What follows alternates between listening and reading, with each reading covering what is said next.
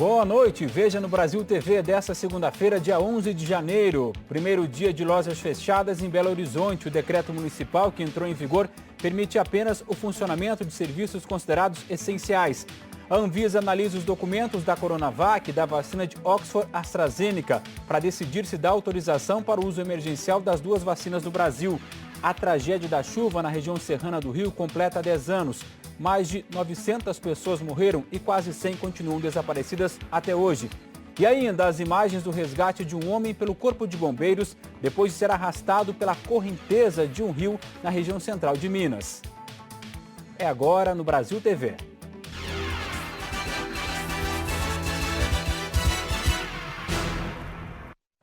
A semana começou com medidas mais duras para o funcionamento do comércio em Belo Horizonte. Tudo por causa da disparada de casos e também de mortes pela Covid-19. A partir de hoje, só os serviços essenciais estão autorizados a abrir. O movimento de pessoas caiu. Várias lojas estão fechadas no centro da capital. Comerciantes de serviços não essenciais estão proibidos de atender aos clientes presencialmente. Vimos alguns trabalhadores chegando às lojas. Segundo eles, para separar mercadoria vendida online. A nossa venda está sendo feita pelas redes sociais, né? Que ele retira com a gente nas lojas. Para a gente, eu acho que não precisava fechar, né, o comércio. Ele poderia ter colocado uns horários mais reduzidos que não precisaria fechar o comércio, porque eu acho que a gente fica prejudicado para os vendedores, né, e o comerciante também. O decreto da prefeitura foi publicado na sexta-feira. Com ele veio o fechamento da cidade com o objetivo de diminuir a circulação de pessoas e a transmissão do vírus. Só o que é considerado essencial pela prefeitura continua aberto, atendendo as pessoas presencialmente. É o caso de óticas, farmácias e lojas de alimentos, por exemplo. Na região da Savassi, as lojas também estavam todas fechadas. Quem paga o preço somos nós, comerciantes. Não é justo, eu não concordo. Agora são 10h30 da manhã e nesse quarteirão da Avenida Cristóvão Colombo, na Savassi, a um quarteirão de chegar na Avenida Getúlio Vargas, tem 2, 3 pessoas caminhando. Um movimento bem atípico. Todas as lojas do quarteirão estão fechadas. Nas portas, só avisos de vendas online e também por telefone. Apesar de ser um sacrifício muito grande agora, é melhor do que as cenas terríveis que a gente vê em outros lugares do mundo, tipo vala coletiva, tipo caminhão de frigorífico pegando né, os corpos das vítimas. Segundo o Comitê de Enfrentamento à Covid-19 na cidade, a medida vai ser analisada ao longo da semana. A princípio, nós esperamos que consigamos reduzir a taxa de infecção e as transmissões cruzadas, dessaturando o sistema e voltando a uma certa segurança para a cidadania, para os cidadãos, em 2 a 3 semanas. Mas isso vai depender muito da participação de todos. Se nós fizermos tudo certo, podemos voltar à normalidade mais rápido. Se não, demoraremos mais tempo. E é nesse sentido que nós pedimos a contribuição de toda a população. O governo de São Paulo prometeu divulgar amanhã todos os resultados das fases de testes da fase 3, né, da Coronavac aqui no Brasil. Essa é uma das 2 vacinas que pediram autorização para uso emergencial no país. Cada frasco desse representa a esperança de um brasileiro. À medida que o dia da vacinação aqui no Brasil se aproxima, a expectativa tanto dos cientistas como da população aumenta. Até a análise da documentação enviada à Anvisa pode ser acompanhada em tempo real.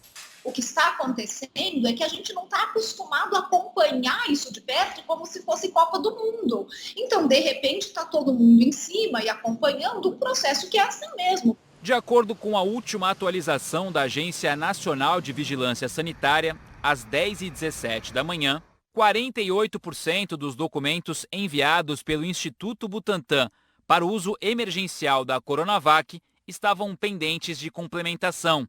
Isso acontece quando a Anvisa solicita dados que ainda serão enviados pelo fabricante. 38% já estavam concluídos, 8% sob análise e 5% ainda não haviam sido apresentados. Entre os dados necessários sobre a Coronavac, produzida pelo Instituto Butantan, em parceria com o laboratório chinês Sinovac, há informações como idade, sexo, raça, peso, se o voluntário tem comorbidades como hipertensão e diabetes, também ao número de doses recebidas, número de voluntários que completaram o estudo e quantos receberam a vacina e quantos receberam placebo. A Anvisa solicitar, ou qualquer outro órgão regulatório, como a CONEP, por exemplo, sempre solicitam documentos adicionais, né? Isso não é incomum e não é nada que desabone a vacina, né? Por quê? Porque, na verdade, na hora de fazer análise, os técnicos sentem falta de um dado e precisam, às vezes, esse dado até está contido no protocolo, mas ele está, às vezes, não muito bem explicitado, está meio oculto, né? Então, é normal que os órgãos de regulação peçam informações adicionais, né? Outros resultados necessários são os da imunogenicidade, que verifica os anticorpos gerados pela vacina e por quanto tempo permanecem nos participantes. O professor da Faculdade de Saúde Pública da USP e ex-diretor da Anvisa, Gonçalo Vecina, diz que ter as informações completas é fundamental para uma análise correta, mas acredita que tudo será apresentado. Eu tenho certeza que o Butantan tem capacidade de fazer isso. Conheço os pesquisadores do Butantan, são de primeiríssima linha, já tem um histórico de realização desse tipo de pesquisas muito grande, e eu tenho certeza que eles vão conseguir recolher os dados que a Anvisa está solicitando e entregá-los a tempo. O Instituto Butantan protocolou na última sexta-feira o pedido de uso emergencial da Coronavac na Anvisa. A partir daí, a agência tem prazo de 10 dias para responder se autoriza ou não, desde que todos os documentos sejam apresentados. Em nota, o Butantan disse que ao longo do fim de semana encaminhou diversos documentos à Anvisa e que concluiu quase 40% de todo o processo, segundo a mais recente atualização realizada nesta manhã, e segue avançando, e que toda a documentação pendente será enviada ainda nesta semana. Enquanto o Brasil ainda aguarda uma resposta da Anvisa, a Indonésia autorizou o uso emergencial da Coronavac para imunizar a população. A agência reguladora do país asiático divulgou após os testes que a taxa de eficácia da vacina por lá foi de 65%. Acima de 50%, a vacina já é considerada eficaz pela Organização Mundial da Saúde. A Indonésia se transforma assim no segundo país a liberar o uso da Coronavac. O primeiro havia sido a China, sede da Sinovac, laboratório que produz a vacina. A Anvisa também analisa a documentação para uso emergencial feito pela Fiocruz, da vacina de Oxford, produzida numa parceria com a AstraZeneca. A agência concluiu pouco mais de 20% desta análise até o fim da manhã. A Fiocruz só precisa complementar documentos, apresentar mais dados. Até agora, a Anvisa já concluiu a análise de 21,88% dos dados. 59,3% estão sendo analisados pelos técnicos e 18,82% são dados pendentes de complementação. Esses dados pendentes são, por exemplo, detalhes do resultado da fase 3, que trata da eficácia, descrição dos processos de esterilização e filtração estéril da vacina e textos da bula e do rótulo. Segundo a Anvisa, a pendência desses dados não impede que a agência possa dar uma resposta se autoriza ou não o uso emergencial de 2 milhões de doses da vacina de Oxford da AstraZeneca. Ainda segundo a agência, os documentos que já foram entregues são essenciais e, portanto, suficientes para a decisão. A presidente da Fiocruz, Nízia Trindade, informou na sexta-feira que as doses da Índia deverão ser despachadas até o dia 20 de janeiro. Chegarão ao Rio de Janeiro e vão direto para a Fiocruz, no mesmo dia, para rotulagem. No dia seguinte, estarão prontas para distribuição, responsabilidade do Ministério da Saúde. O ex-diretor-presidente da Anvisa e atual vice-diretor da OPAS-OMS explica que essa etapa de análise dos dados é fundamental. O registro de um produto ou autorização de uso emergencial não é um procedimento burocrático de entregar um ofício e receber uma autorização. É um processo técnico de revisão de dados de revisão de estudos que são realizados pelo fabricante e eles são essenciais para que a população tenha confiança de que aquele produto, no caso a vacina, é um produto que pode ser tomado porque ele vai ser um produto seguro e um produto eficaz.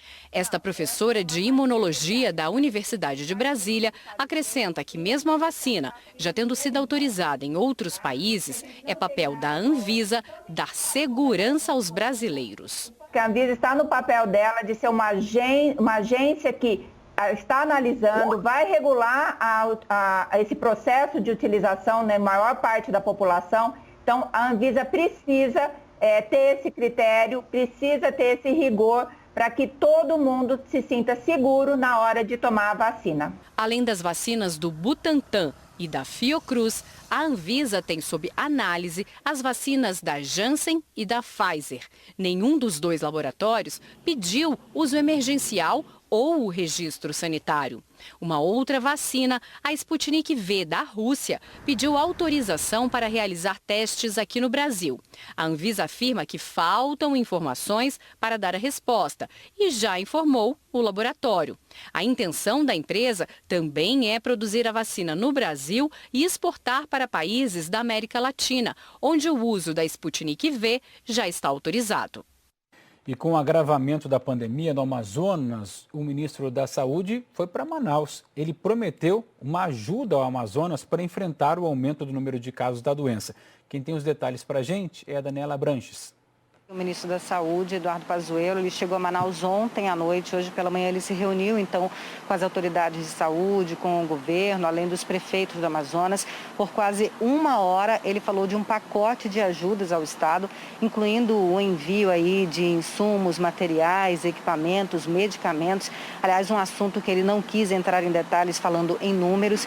Ele também falou do programa Brasil Conta Comigo, dizendo que vai aí ajudar a linha de frente do estado, disponibilizando 500 profissionais de saúde por meio desse programa federal para ajudar então aqui o estado.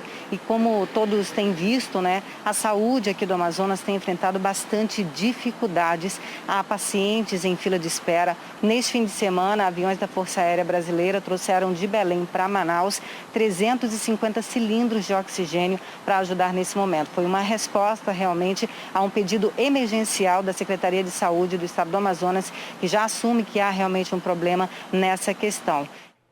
E a polícia do Rio prendeu um motorista que atropelou e matou um ciclista nessa madrugada na zona oeste do Rio. Ele é um capitão do Corpo de Bombeiros do estado. Câmeras de segurança mostram o momento do atropelamento. Eram 4h35 da madrugada de hoje, na Avenida Lúcio Costa, Praia do Recreio dos Bandeirantes. As imagens são fortes.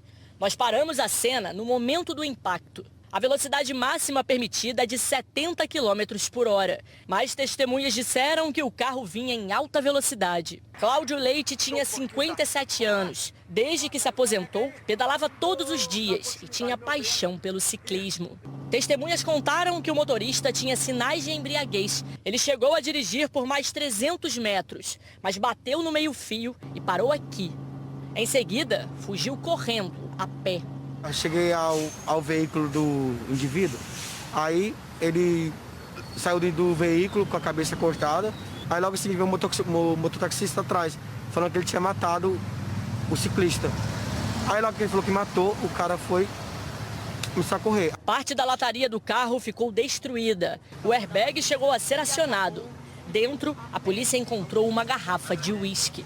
E ele fugiu a pé, justamente para se livrar de um flagrante e onde ficaria, obviamente, de maneira muito clara o estado que o cara estava. Pelos dados do Detran, o carro estava com documento vencido havia 2 anos. O atropelador é um capitão do Corpo de Bombeiros. João Maurício Passos foi preso na casa de um amigo no mesmo bairro do atropelamento. Na delegacia, disse que tinha comprado um energético antes do acidente e que fugiu porque estava com medo de ser linchado. João Maurício havia sido preso há 1 semana por agredir a esposa, deficiente física. Mas foi solto no mesmo dia, numa audiência de custódia. Uma coisa é dirigir sendo imprudente, sair e fugindo do local. Outra é dirigir sob efeito de álcool. A pena é muito maior e tudo isso vai ser levado em consideração dependendo apenas do resultado do laudo pericial. O carro foi abandonado no mesmo lugar onde o jogador Márcio Almeida de Oliveira, o Marcinho, atropelou e matou um casal de professores há 12 dias. Nós tivemos acesso ao vídeo que mostra que o jogador não parou para prestar socorro. O professor Alexandre Silva de Lima e a mulher dele, Maria Cristina José Soares, morreram. A polícia espera a conclusão de 3 perícias, mas o delegado já disse que o jogador passou do limite de velocidade. Marcinho, que foi indiciado por duplo homicídio culposo, alegou que teve medo de ser linchado. A seguir, 10 anos depois da tragédia causada pelas chuvas na região serrana do Rio, quem sobreviveu ainda aguarda por uma casa para morar.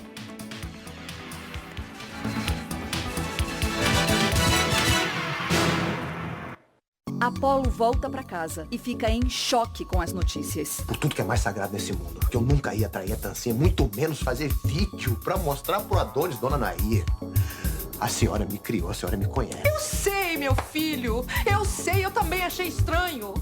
Mas, Apolo, é você naquele vídeo. É você naquelas fotos. Daqui a pouco... A Tancinha não pode descobrir o que eu fiz. Ela não pode. Foi muita maldade. Haja coração. Oi, Lucas do futuro. Sou eu, o Lucas criança. Eu tô em casa há maior tempão agora. E tô aprendendo um monte de coisa. E brincando muito também. Teve a montanha-russa com a mamãe. E o dia de cortar o cabelo do papai. É claro que eu fico triste, sem poder sair, ver meus amigos. Mas eles vieram no meu aniversário. Na hora da aula, eu sinto muita falta da escola e dos professores. Você ainda tem saudade aí no futuro? Será que a gente é mesmo muito diferente depois que cresce? Ou será que dá pra crescer e continuar sendo um pouco criança? Romance água com açúcar? Com eles, não rola. Vamos falar nossos podres? Eles têm manias estranhas, humor peculiar e amigos, digamos, diferentes. Não tem como ligar pra ela, não? Perguntar se ela tem uma amiga pra me apresentar? Não tem amiga bonitinha? Só pra entender mesmo, assim, não quero me intrometer, mas eu não sou bonitinha? Amanhã, depois de A Cor do Poder... Verdade ou consequência? Consequência. Você vai ter que enfiar o seu sovaco na cara dele. Eu não vejo muita necessidade, eu acho. Chipados. Desculpa. Imperfeitos, um para o outro.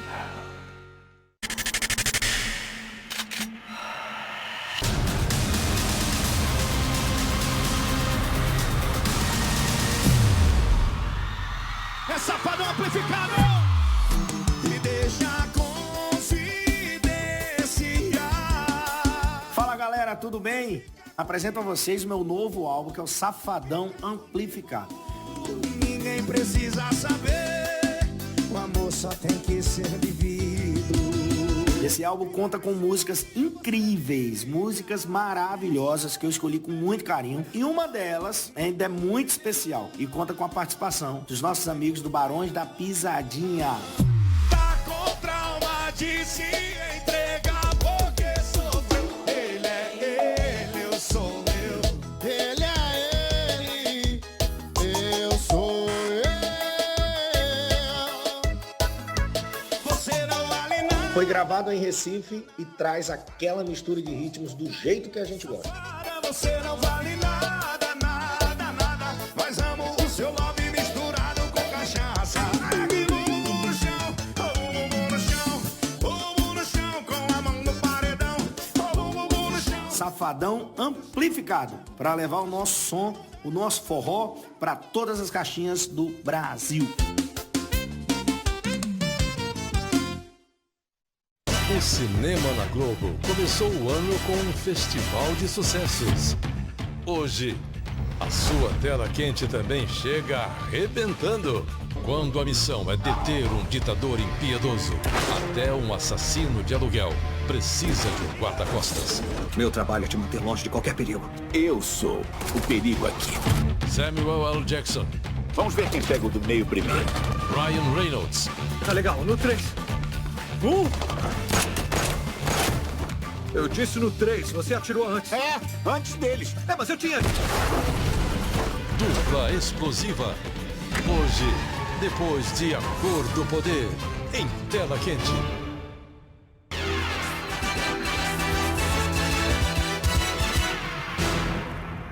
Brasil TV de volta e a gente fala da tragédia causada pelas chuvas na região serrana do Rio, que completa 10 anos amanhã. Cerca de 1.000 pessoas morreram em 7 cidades, num dos maiores desastres naturais já ocorridos no país. Até hoje, pouco foi feito para evitar que novos deslizamentos aconteçam na região. Qualquer tempestade de verão na região serrana reacende a memória. No caminho, centenas de carros arrastados, destruídos, empilhados como se fossem de brinquedo. As últimas paredes desmoronaram e Lair saltou para sobreviver. Como é que o senhor se salvou? A casa passou por baixo de mim, minha senhora. E veja só como o trabalho de resgate é muito complicado. Ali atrás estão 5 corpos desde ontem à espera de transferência. Quase 800 encostas deslizaram. 9.000 pessoas ficaram sem ter onde morar.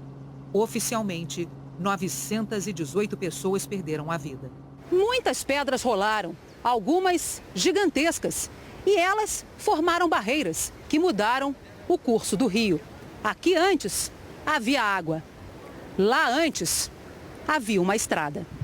A cena que vocês acabaram de ver, de 2011, foi gravada exatamente neste ponto.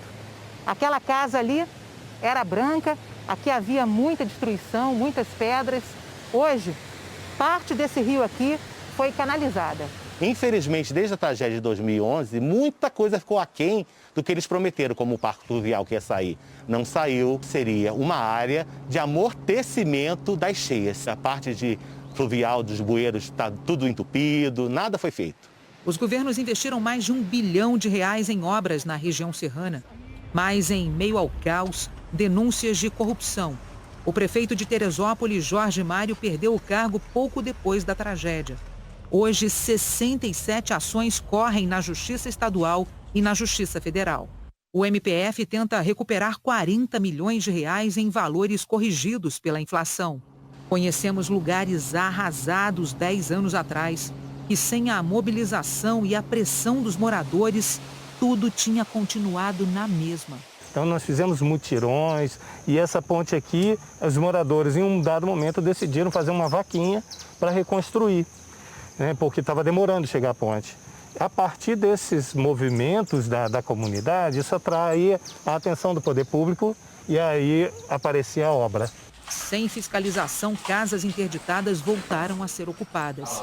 Risco sem fim. Ainda há áreas sem uma sirene sequer para alertar do perigo.